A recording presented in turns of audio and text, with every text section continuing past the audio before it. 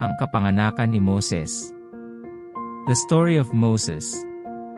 Episode 1. Bible Story Series 21. Exodus chapter 1 verse 1 to Exodus chapter 2 verse 10. Mula sa Magandang Balita Biblia. Exodus chapter 1. Ang pang-aapi sa mga Israelita. Ito ang mga anak ni Jacob na kasama niyang pumunta sa Ehipto, kasama ang kani-kanilang sambahayan, sina Ruben, Simeon, Levi, Juda, Isakar, Zebulun, Benjamin, Dan, Neftali, Gad at Asher.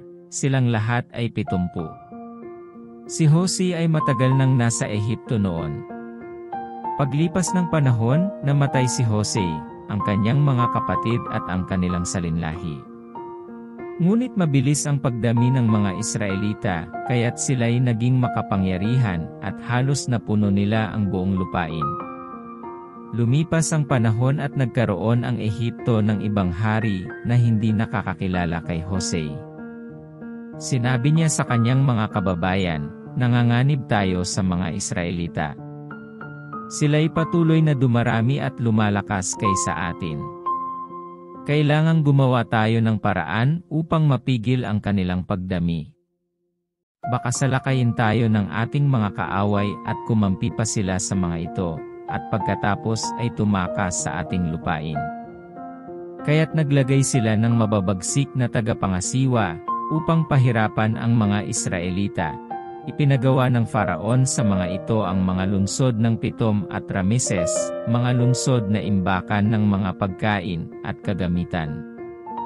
Ngunit habang inaapi, ang mga ito ay lalo namang dumarami, at naninirahan ang mga Israelita sa iba't ibang bayan, kaya't sila'y kinatakutan ng mga Ehipsyo. Dahil dito, ang mga Israelita ay lalong walang awang pinahirapan ng mga Ehipsyo sa paggawa ng tisa at ng iba't ibang mabibigat na gawaing bukid.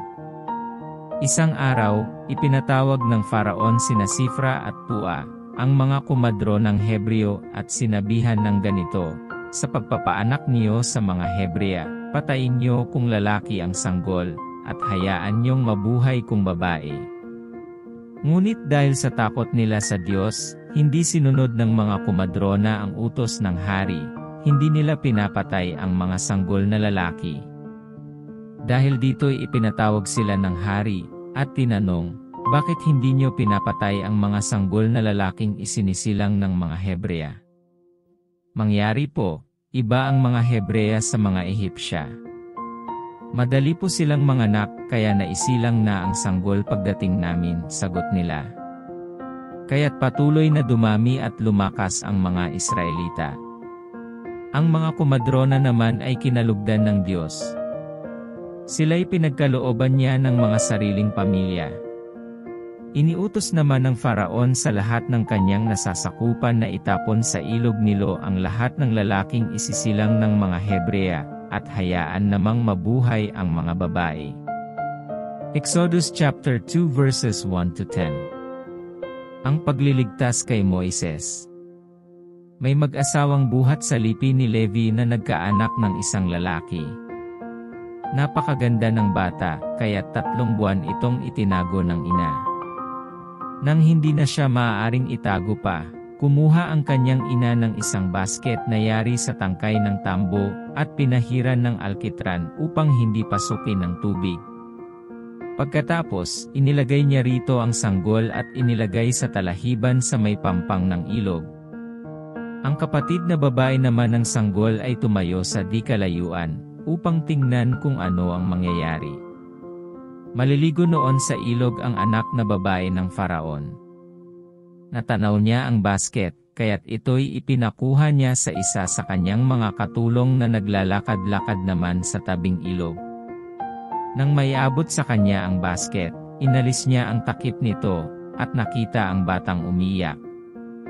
Naawa siya at kanyang nasabi, "Ito'y anak ng isang Hebrea." Ang kapatid naman ng bata ay lumapit sa prinsesa, at kanyang sinabi, "Kung gusto po ninyo, ihahanap ko kayo ng isang Hebreang mag-aalaga sa sanggol na yan." "Sige, ihanap mo ako," sagot ng prinsesa. Umalis ang batang babae, at tinawag ang mismong ina ng bata.